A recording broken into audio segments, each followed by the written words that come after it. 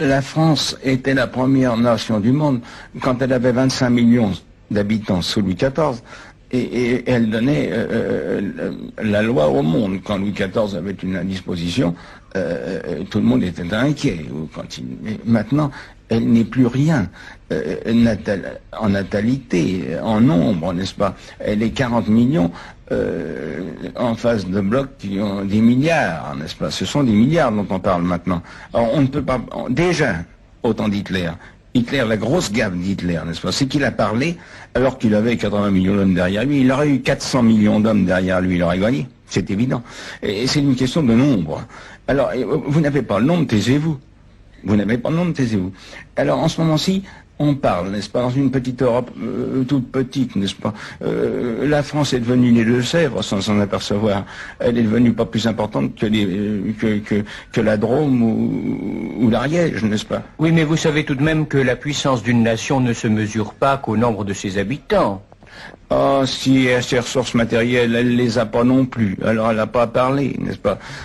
Napoléon, qui n'était pas si sot, qu'on veut le dire, disait la Chine est un géant qui dort. Quand il bougera le petit doigt, il fera trembler le monde. Nous sommes à l'époque où le géant remue le petit doigt, n'est-ce pas?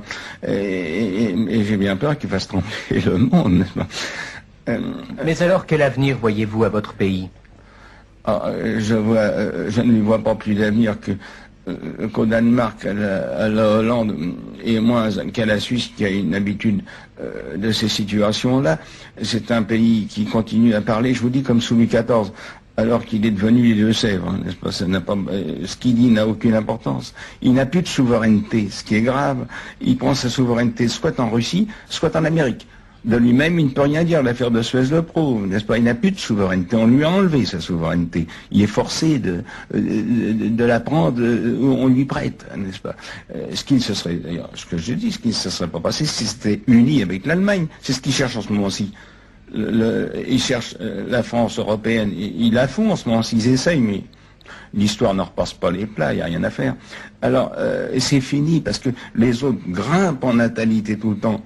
Ils ont une force écrasante de dynamisme, et nous, mon Dieu, nous restons dans notre petit emploi, n'est-ce pas? Pas plus important que les Deux-Sèvres. Tu verras cette belle assistance, tu verras voir comment que l'on danse au grand cimetière des bons enfants.